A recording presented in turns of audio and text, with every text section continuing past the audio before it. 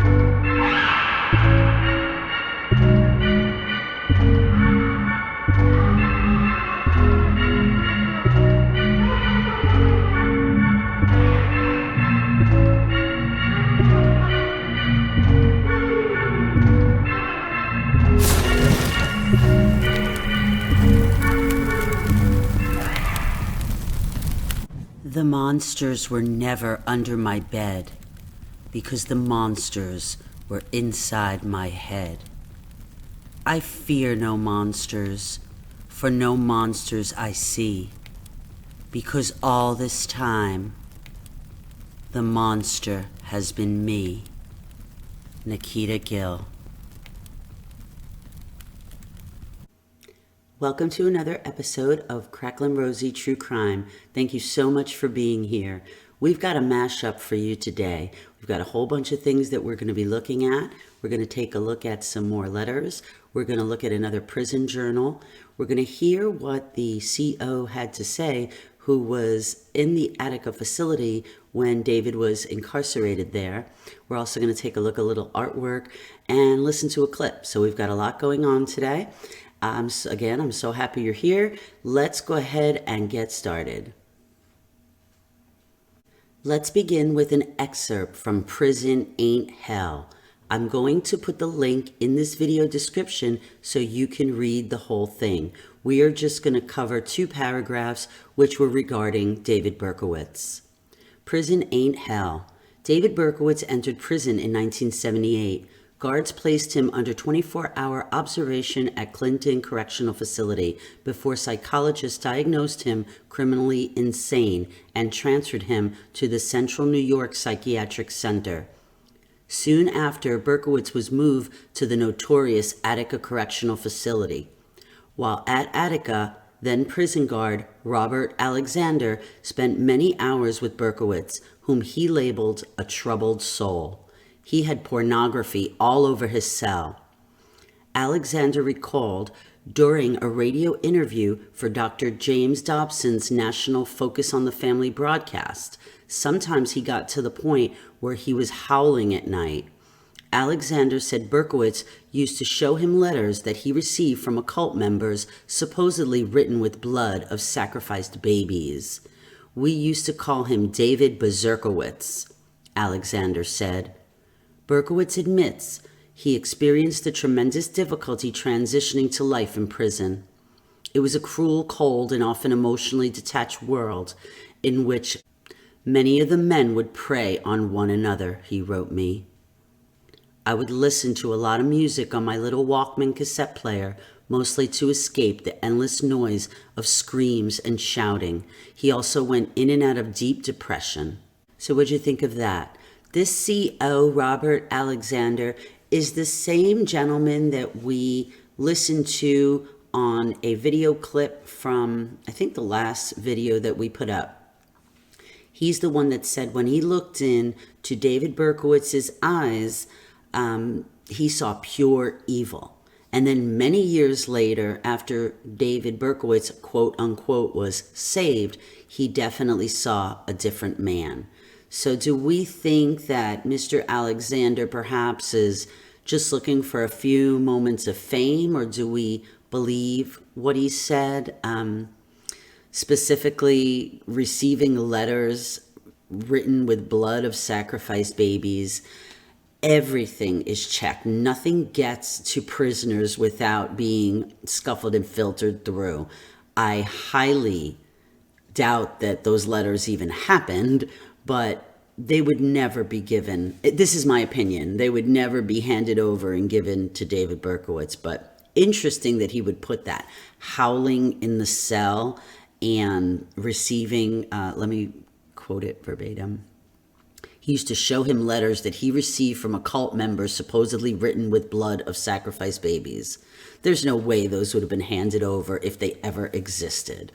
And howling in the cell, in one of Berkowitz's interviews, he actually said initially when he arrived at prison that the prisoners would mess with him and they would howl and bark. So I think that's a little mixed up. I'm not sure that I'm feeling or believing that, but I thought it was interesting enough to share. Thank you, Anna Luna, for sending it. And again, I will put the full link in the video description. Let's move on. Another little interesting bit of information can be found on our community page on YouTube. If you're not familiar with it, go to our channel, slide over, and go to the community tab.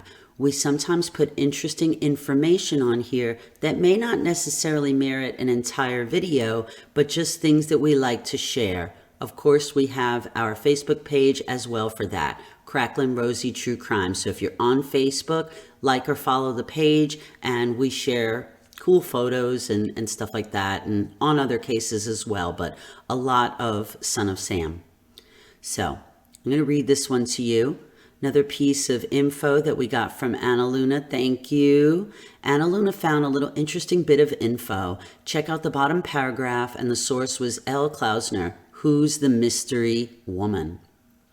So just to put it into context, he's talking about David's tenure in the military, and then he goes into relationships.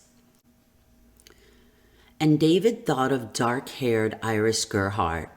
They had not been lovers, but she is one of 3 women with whom Berkowitz had a warm, even healthy relationship. Another was Pearl Berkowitz, who died in the obliterating agony of cancer. The third was a black postal worker David would meet a month after beginning his short-term postal career working in the Maine Bronx post office in 1976. He steadfastly conceals this woman's identity. So who is this woman? We've heard of Teresa Graziano from The Male Postal Worker in few archive clips that I've shared in the past, but we've never heard of, or I've never heard, let me correct myself, of the black postal woman that David used to cozy up with, and he refused to give her identity. So if anybody knows that, anyone who used to work with David Berkowitz has the opportunity to see this video, and you know who Klausner's talking about here, let us know. So that's short, but just wanted to share that. Let's move on again. Okay, so we're going to take a short pause on the readings. I have some more, but I thought you might be ready for a little bit of video. What we're doing is we're looking at a video put up by My Joy Ministries, and it's called The Choice Is Yours. They do cover commentary from drug addicts, prostitutes, and David Berkowitz being the quote-unquote star. So what I've decided to do, because I thought some of Berkowitz's commentary was interesting, I'm going to go ahead and be online with you and just scan through what I think is pertinent. But what we will do is put the link, of course, for you if you care to see the whole thing. It's interesting. It's about a half an hour, but I didn't think for today we need to hear everybody's testimony, so we'll just hear what Berkowitz has to say. Let's get started.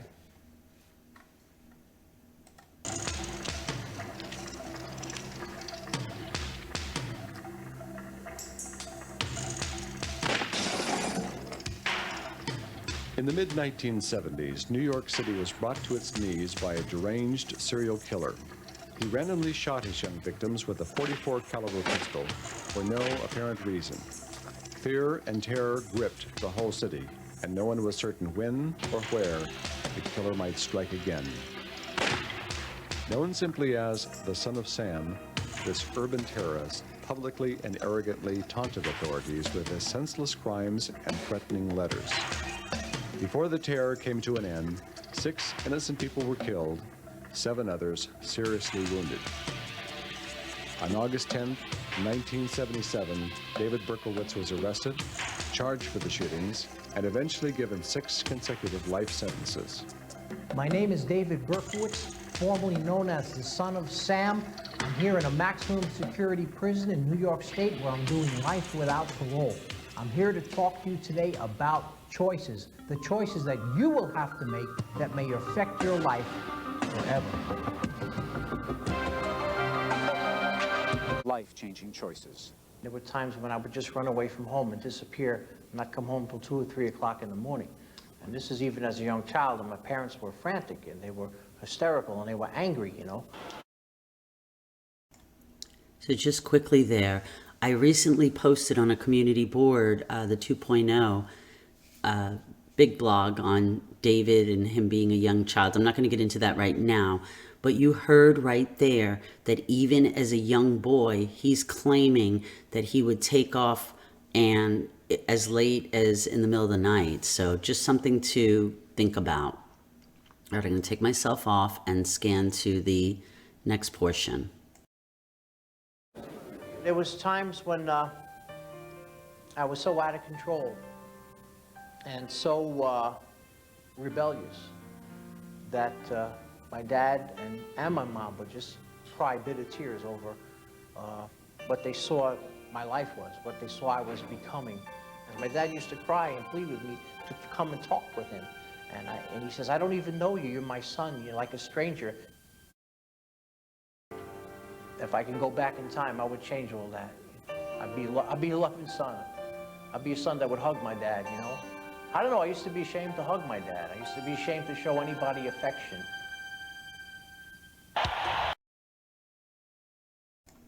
So that was one of the things that we talked about in the discussion on Facebook. He was ashamed to hug his dad. He would change that, but anyhow, just little clips. This is where some of the thoughts came from, not just this video, but it just kind of confirmed to me what David Berkowitz might have been feeling as a youth. So let's move on to the next Berkowitz portion. I just wanted to do what I felt like doing, and that was it, you know? When I was angry, it just struck out at somebody. So I just wanted to be accepted, you know? I was real lonely inside, really depressed, and it seems like everyone else was drinking. All the cool guys, all the cool girls were drinking all the time, well, you know, and doing whatever they were doing, so I wanted to fit in and be accepted by the bigger crowd. So, any other downsides to giving in to peer pressure? Yeah, I'm here doing life in prison without parole. Because of peer pressure? Yeah, I had a part to play. Yeah. Yeah, I could have said no, but I said yes. I could have got out, but I didn't. And looking back, you changed that? Definitely, definitely. I see now I was the biggest jerk, man. I threw my whole life away, and I destroyed other lives, you know, and for no reason. Just disgusted with what I became, you know, for many years. Went bitter, angry, and just tired of everything. The years when I should have been happy and well-adjusted and know where I was going, years I should have had a hope for living and a vision and a sense of purpose, and I had nothing. How many people did you shoot? Well, I was charged with 6 murders. You were charged with 6 murders. Right. And other shootings. And other shootings. And other related crimes. So you had the choice between violence and nonviolence. You're charged with 6 murders. Tell me about it. Well, at the time that this happened, it was just an end of a number of years of being involved in Satanism. And I feel that my mind was like gone. You know, I had been, by this time, sold out. I was a slave. I was a servant of the devil. I had gone so far to make all these pacts and everything, and, you know, and, blood pact and agreements and this and that, and like there was no getting out of it. So you're talking about the end of a long, hard, ugly road. I am a spirit roaming the night, thirsty, hungry, seldom stopping to rest. These are the words of David Berkowitz. For a period of 1 year, from July 1976 until August 1977, 6 people killed, 7 seriously wounded. And it was here, at this exact spot, on July 29th, 1976, that the killings began. You didn't wake up one morning and decide, I'm going to be a murderer. No, But no it way. came as a result of making these other bad choices that led you to that place. Right. This thing here, I never knew. If I would have known way at the beginning of just that this would happen one day, I would never be here. I would never be a murderer. I didn't want to kill anybody. I wanted to live. I wanted to get out of the army, find a girlfriend, live a good life. I didn't want to live like some type of animal like that. If I could go back, I would take that gun and throw that thing right in the sewer. I don't know. It just, one day it was in my hands, and that was it, you know. And then the choice was made. Yeah, I made a choice. Yeah, I'm totally responsible. I'm guilty. Yeah, I'm a murderer. It was so foolish and ignorant of me. And I'm going to suffer for this for the rest of my life, plus other people who lost their lives are suffering terribly. You know, their families are suffering terribly, see. But these choices began way at the beginning. I could have cut the cord right there, and I wish to God that I did. But now it's just like when it went along with the flow. How long are you serving time here? I'm doing life in prison, no parole. No parole. No parole. I've been in now almost 20 years. And you're never getting out? Never. Never. When the judge sentenced me, he said, "You're nothing but an animal, and I'm putting you in prison for the rest of your natural life. You'll never see daylight again. There's no hope for you." Is prison so bad? Yes. How? It's a place of despair. You don't want to come to prison. There's nothing here. Just lonely, broken men whose dreams have died. That's all that's here. I walk through the hallways of the prison. I see hopelessness in the faces of these men. I see vacant stares of guys whose spirits have long since died.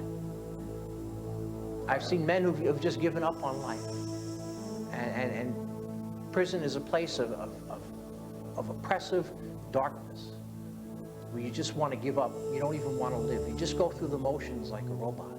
And it's not a place to ever want to come to. It's like a hell. Prison is a dead end. Prison, this is a dead end.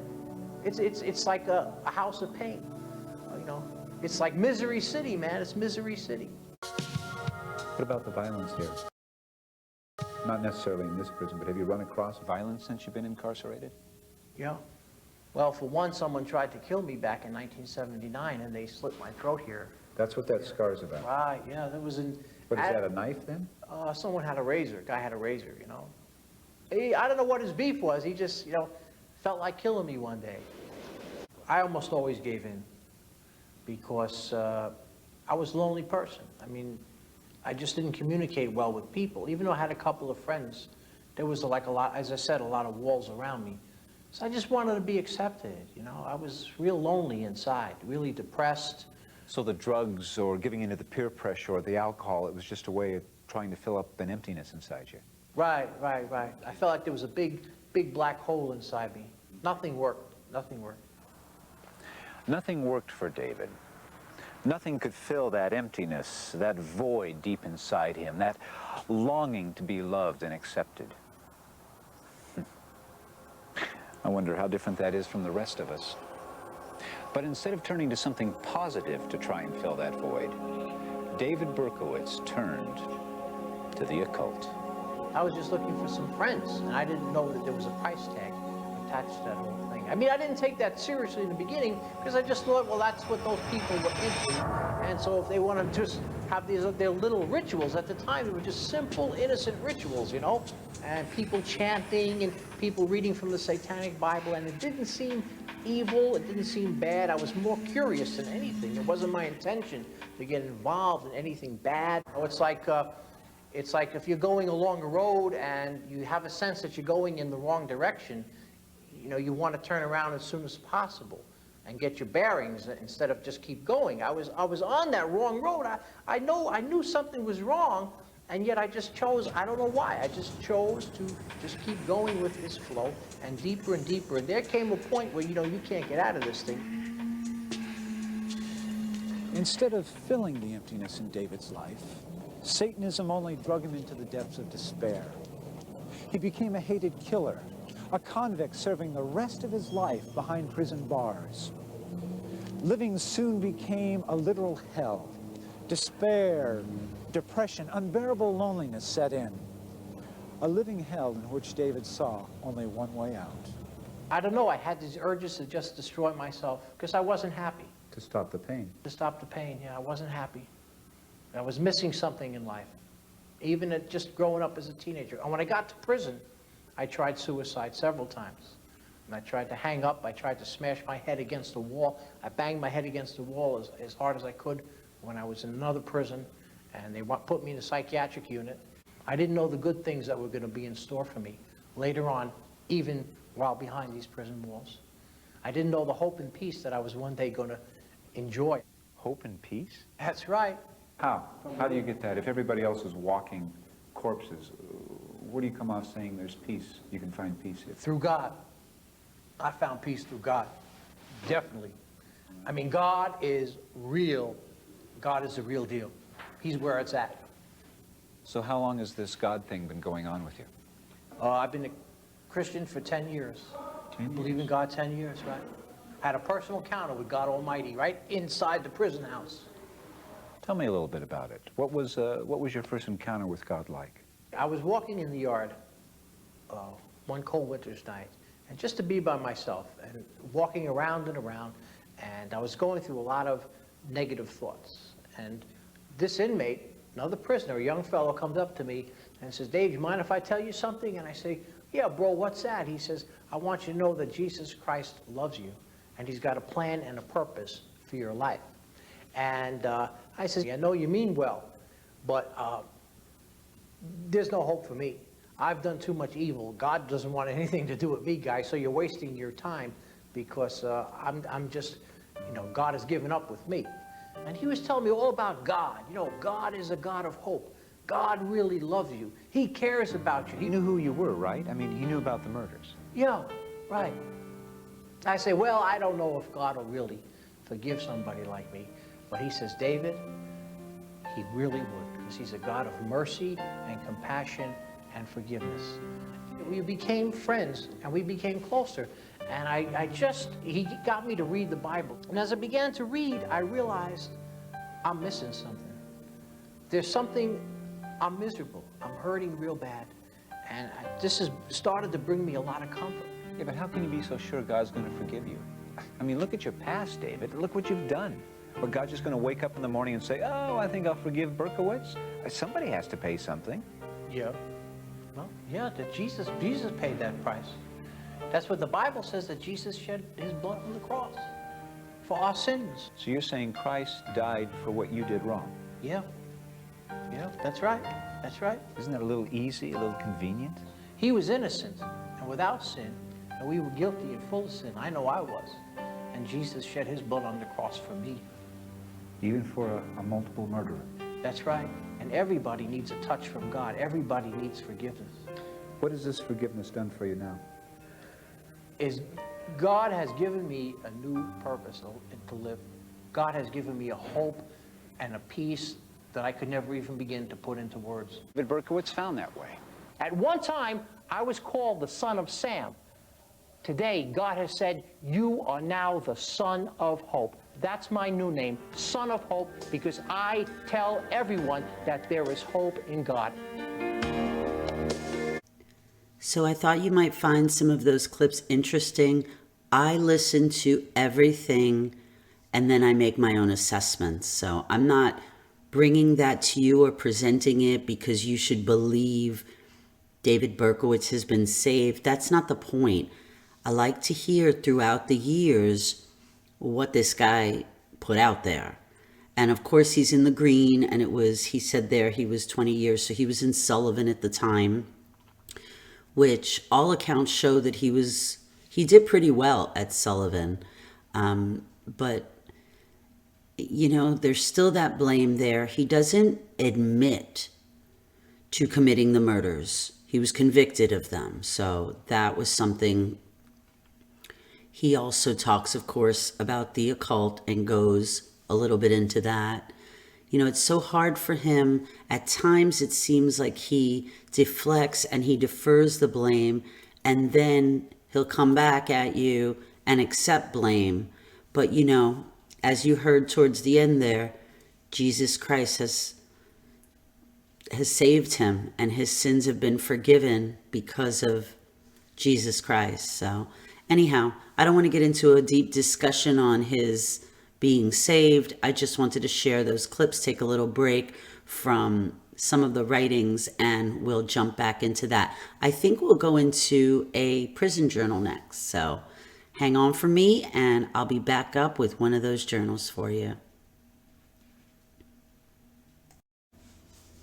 So we're all primed up for prison journals, but before I begin the read, I want to jump back to the clips because I didn't mention it before. Obviously, David mentioned the occult, and keep in mind that that interview was done in the late 90s, and at around that time, that's when Berkowitz was on the scene doing interviews, and the cult thesis was on the table hot. So just wanted to mention that. But we'll start with this prison log or journal dated November 28th, 77. So this is when the whole insanity thing was in the air. I have given up the hope of warning the world about demons. There is no use in telling people of something that isn't there. I guess it's me who isn't well. Delusions. However, I see that there are certain people who are out to destroy me. Right now, all that's needed is help for me because I don't want to wrestle with demons all my life. Therefore, I need to go to a hospital. I cannot figure out what made me kill these poor people, but I am sorry because it's my fault. If I had not been so stubborn, I could have been in a hospital getting help. I called out for help for so long, but either someone didn't hear me or I didn't hear them. What will happen to me? If I go to prison, I would be doomed because nobody would help me. I am determined not to perish, but to survive this ordeal and come through okay and well. I need someone to talk to and sit with, or I need to go upstate and rest. Dear Dad, this one doesn't have a date on it, but it is on the same little journal paper, and I'm sure it's at or about the same time. Dear Dad, please Dad, I need you now. I've reached an agreement with the doctors that I am not well. I'm sure that you must realize that I'm no cold-blooded killer. Rather, there is a problem with my mind. I know now that you were right. I should have listened to you and Hal about getting psychiatric help long before. I only wish that I would have listened to you so this never would have happened to these poor people. So we know, based on listening to Nat Berkowitz's statements to the DA, we did that a while back, we know that he was seeing changes in David, and he had mentioned that he thought it was from drug use. He wasn't quite right coming back from the service, but he even talked about some things in David as a little boy. And this last sentence almost feels like, again, David is deflecting, almost like, I should have listened to you, all of this would have never happened.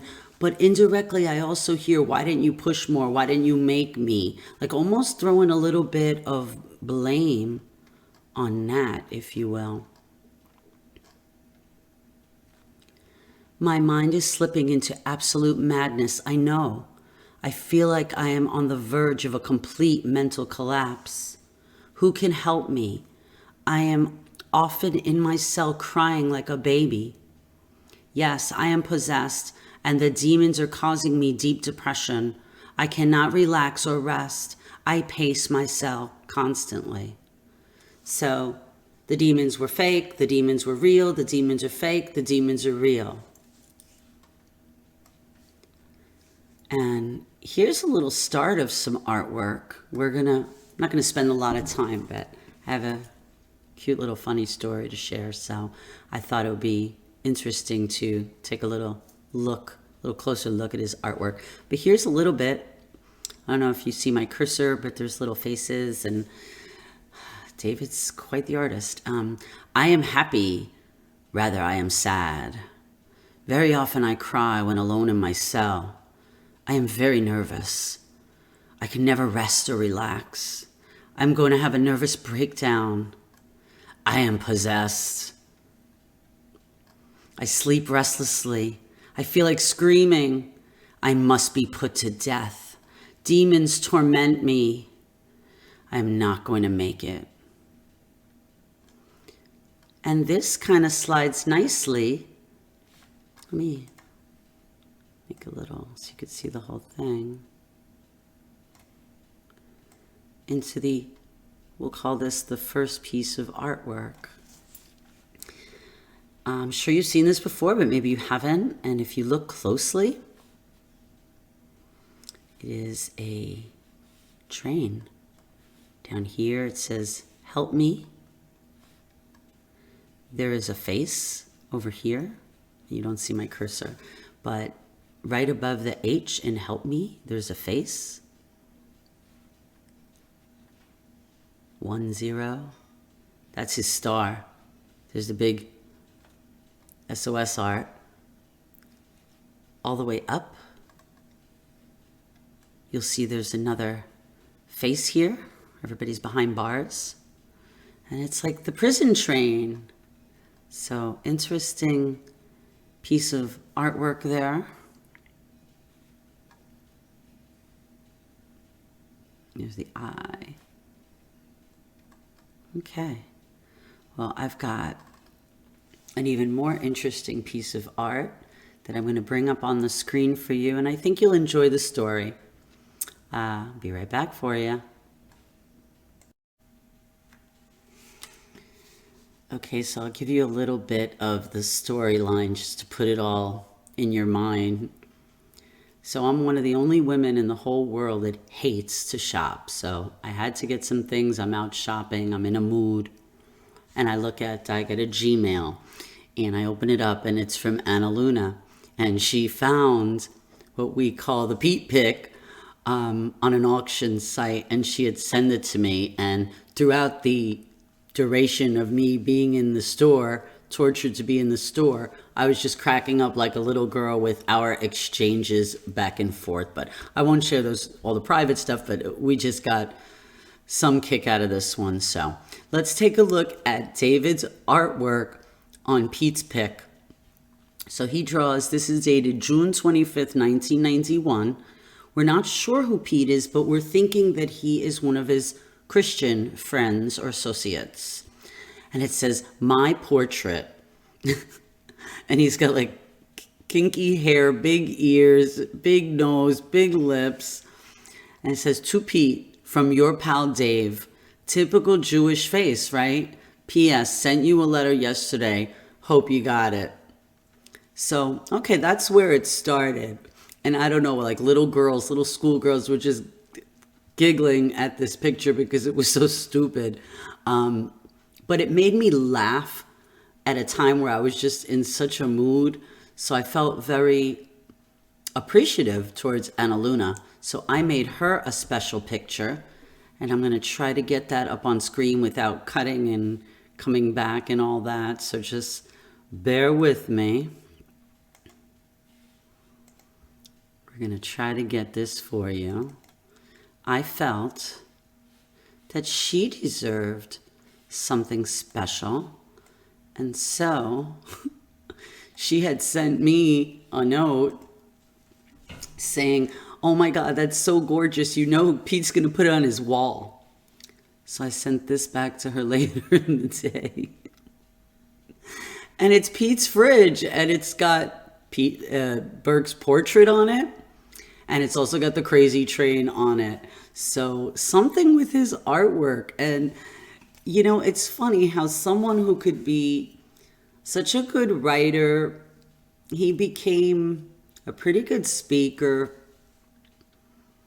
I think had an artistic mind. But these stick figures, they drive me insane.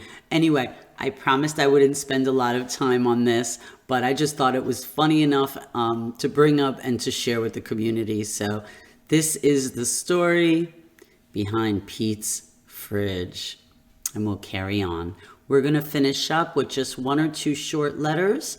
And then, of course, I will put something at the end. Our chat, for some reason, likes to say their warm goodbyes and are still talking after the video's finished. So I like to put some archive clips that you could enjoy while everyone says their goodbyes. But we're not leaving yet. I still have some letters that I need to set up. So we're going to cut Pete's fridge out of the scene, and we'll be right back up with some letters.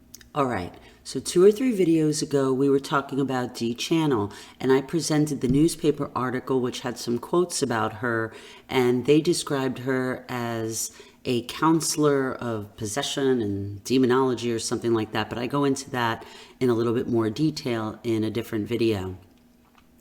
And I guess the question was, how did she get access to Berkowitz so quickly after his arrest and that sort of thing? And you may have seen this letter before, but evidently Dee Channel contacted, maybe on several occasions, and tried to reach David. So this is in the very beginning. And David writes a letter back to Dee Channel. And it says, "Mrs. Channel, please don't come to see me or send me any of your literature. There is no such thing as demon possession. It is, as far as I'm concerned, all nonsense. Take your nonsense and leave us alone. Dave B." With a little X underneath. Take your nonsense and leave us alone. Who? Berkowitz and his demons? So this just shows that initially he wasn't on board with Dee Channel, but then we know that they become great pen pals. So still a little mystery there with Dee, but just thought I'd share that letter in case you hadn't seen it. And let's see about moving on.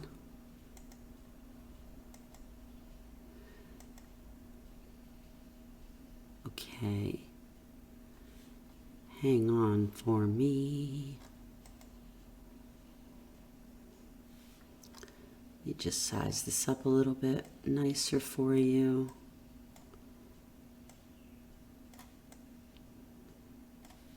So this is a part, looks like page 3, and it's a letter that's been available online for quite some time. But I thought I'd just go through it with you in case you're not familiar with it or you've seen it and just never put it into context. So the first time I saw this letter, I was working on my misophonia theory. And when I say that, I say it lightly. I had, somebody say, oh, the misophonia theory. I don't believe that misophonia is the reason for these crimes. I just think it's another layer, another level. But if you are interested in that, misophonia is basically when certain sounds, not necessarily all sounds, and not also necessarily the volume of the sounds, just certain sounds annoy people with misophonia to the point where they really feel like they're going crazy. And we know that that's the case with dogs and chewing gum, and certain voices really drove Berkowitz nuts. So the first time when I was working on that theory and I came across this letter, I was looking at that top picture. Of course, he's in the army, and it's obviously a machine gun shooting, and you see like these coming from the stick figures. There's David's stick figures. There's another one down at the bottom, two of them. And it clicked with me that he was obviously making a statement about, you know, the guns. I know that there was an issue with, at some point towards the end of his tenure, he was not happy about carrying his weapon, and he had gotten in trouble because he didn't want to carry his weapon. So I don't know if it's more to do with the guns or the sounds. Obviously his 44 bullets, the shootings didn't bother his misophonia, but, you know, is that linked to it? I don't know. You know, it was just something that stood out to me when I was doing that research, wow, a few months ago. But let's just read through. This is a portion of the letter, and it was to Iris Gerhardt. I'm supposed to be pending a discharge after my court-martial. That's really heavy. Oh, by the way, don't worry about me killing myself on drugs. I've got too much to do in life to shy out too soon. I'll be around for a while. Hey, do you know that I miss you? I really do. I'll get back home soon, so hang in there. I love you. Yours truly, Dave. Peace to all. There's a stick figure in the lower left corner, and it looks like he's given the finger. There's peace in the world here. And then notice here in block letters, and Paul Hart brought that up when I posted this letter for another reason. I can't remember. Maybe it was in preparation of this video. I can't remember. But, you know, he had said, oh, notice that. Look at those block letters. Now look at them together with the script. Nice to see them in comparison to one another. This guy looks like he's got a gun, his helmet, maybe a bomb in one hand. And it says, blessed are the peacekeepers, for they are the children of God. So by this time, this is probably where, you know, Iris was saying his letters were getting really weird. His friends were saying his letters are getting really weird.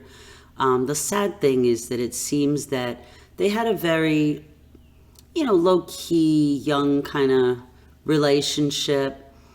And David seemed to take the relationship very, very seriously in his head, right? Fantasy-prone disorder. But anyway, they really did have some sort, I don't know if it was more of a friendship or maybe they dated a little when they were younger. I believe they did, but it wasn't anything serious. But this is a part of one of the letters David was corresponding with Iris. So just those few things, the sound factor, that really struck me, that picture when I was doing the misophonia. And you could already hear him getting very weird here. He's not going to kill himself on drugs, so evidently he must have wrote her a letter. Maybe she corresponded back and said, you know, you shouldn't be taking so many drugs or whatever the case may be. But the way he's so casual, like, I love you, you know, hang in there, I'll be back. And then he came back and she literally moved on with her life. So anyhow, I found that one interesting. You just see we went through that. Okay, this one I'm not going to go through today because I'm trying to get the rest of it. This is a part of a letter to Lenny, and I'm assuming it's Lenny DiPolito. But I'm trying to get the rest of that, so let's see if I could make this a little bigger.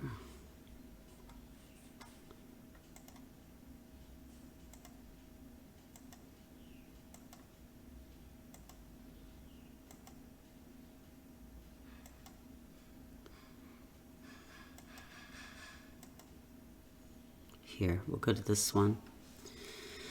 All right, so this one's dated June 15th, and it's to D channel. I need to make it bigger so I can see.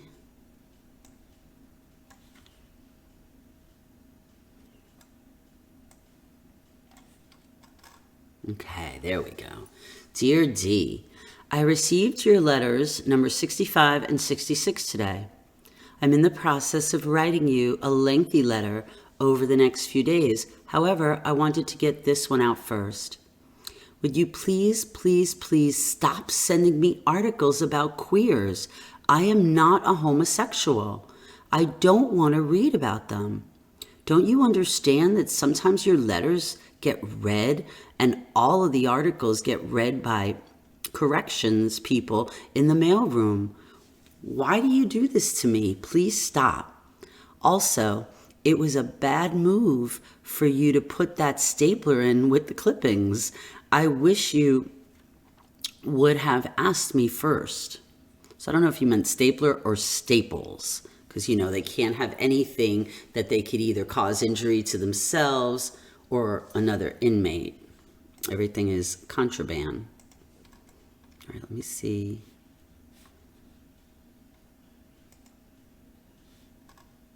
And then page 2, thank God you didn't send those seashells and driftwood stuff. All of it would have been destroyed as contraband anyhow. So you saved yourself some money. I'll write you again soon. Love, David. So you see you went from one end to the other. Oh, I didn't put the second page on for you. There you go. You went from one extreme to the other, him not wanting to have anything to do with Miss Channel, and I guess she was persistent, and he decided, well, need somebody to talk to, so they ended up having a pen pal relationship for some time, and we've already covered some letters, and that was just another that I hadn't covered, and I thought it was interesting with her sending him, I don't know if it's pictures or what she was sending him, that he refers to as stop sending me material on queers and homosexuals. So, all right. So just that's it. We've got some more. Like I said, I'm digging desperately to see if I get the rest of that letter to Lenny. So I don't want to start it now. I'll share it in a future video. I hope that you enjoyed today's video. We went through quite a bit. Saw some clips, heard a little bit more from Berkowitz. Remember, that was late 90s, so that you kind of have that in your head, what was going on. We read a prison journal, a couple, two, with a letter to his dad, a short journal to his dad. We saw some of his artwork and a couple letters here. So we covered, it was a mashup, just like I said in the beginning. I hope that you enjoyed this video. I look forward to the next.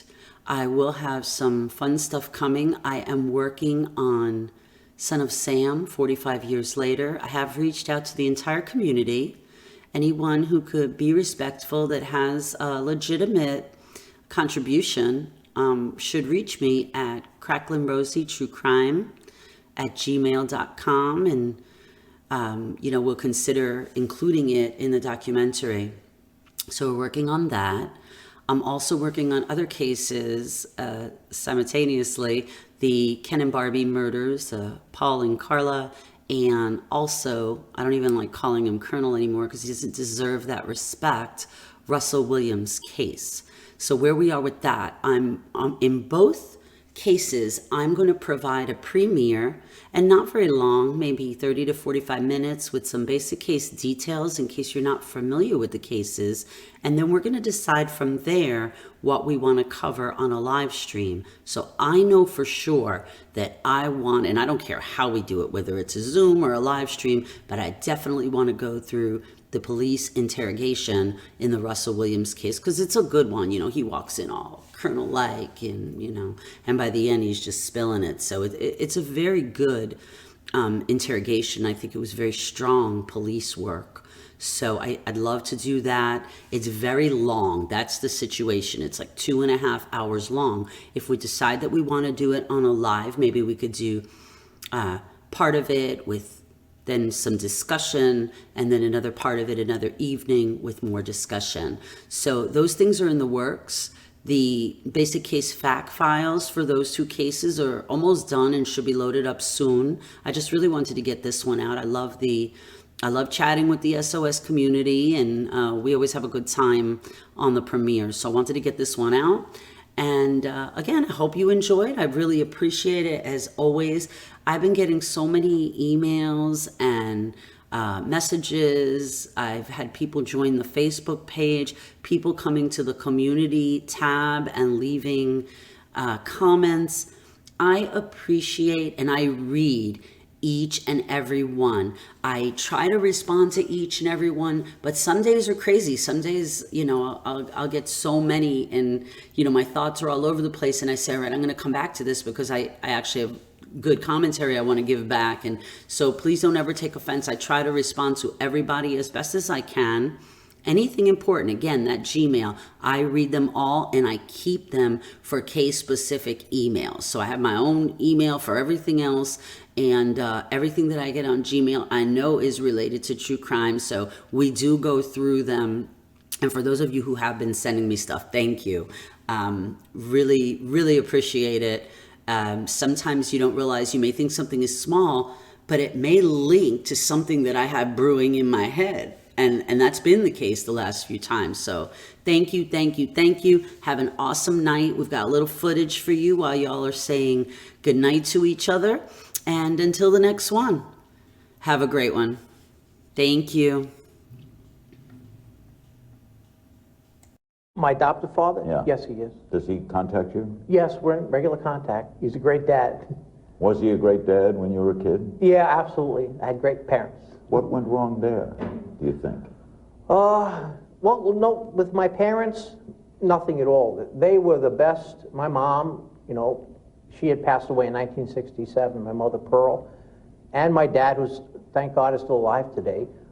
They were the best parents a kid can have. I was an only child, and they were a little on the poor side. You know, my dad had to work 6 days a week, and they did a great job, you know, trying to. So you're not into blaming parents? No, the problem was with me.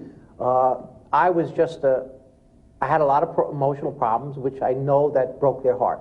I saw my parents, you know, break down and cry many times because they saw I had going through so many struggles, the depressions, and not talking to them. You ever find out who your real parents were?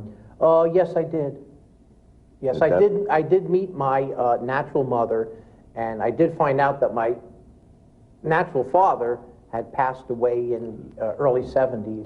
Did your natural mother have any problems that might give you a clue to any of the gene problem that might have occurred here?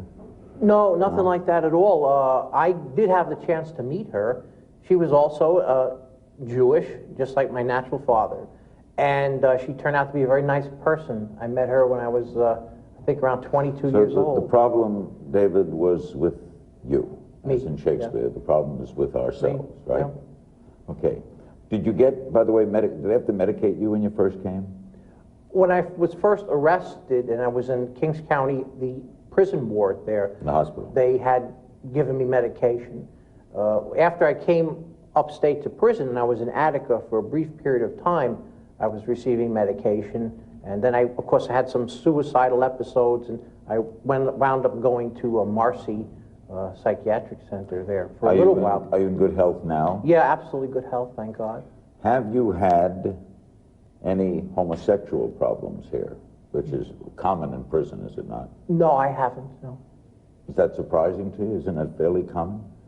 No, not that's just... Is that overdone? That's overdone stuff from the media, yeah. I mean, it happens here, but it happens everywhere, I'm sure, you know. Not to a greater degree here with these men confined for great periods of time? No.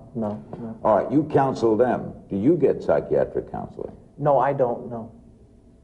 The Department of Corrections has given me a clean bill of health. As I said, in the general population, I have no problem, no mental or emotional problems. Whatever I had in the past, God has completely and totally healed me. So what? You know, organized group committees. Something you got to worry about at night, this and that. You know, she's gonna get home alive. She's gonna be dead. You don't know what's gonna happen. What's going on, Gallo? What is justice going to do to this guy? They'll put him in an insane asylum and let him go, right? Right, 10 years from now, like he'll be gone, and like everybody he kills will be for nothing. That's it. They'll forget about it. They'll say he's insane. This guy Charles Manson's supposed to be getting out of jail pretty soon. What did he get? And he's getting out of jail. If this guy 44 caliber goes to jail, he'll be out of jail pretty soon. I feel us mothers should have this child, this boy. I personally feel he's an out-of-towner, first of all. I don't believe he lives here. I think he comes in, does what he has to do, and goes back. But give him to us mothers. That's who want to handle him. Don't give him to the cops. Don't give him to these boys. Give him to us mothers. We want to handle him the way we want to.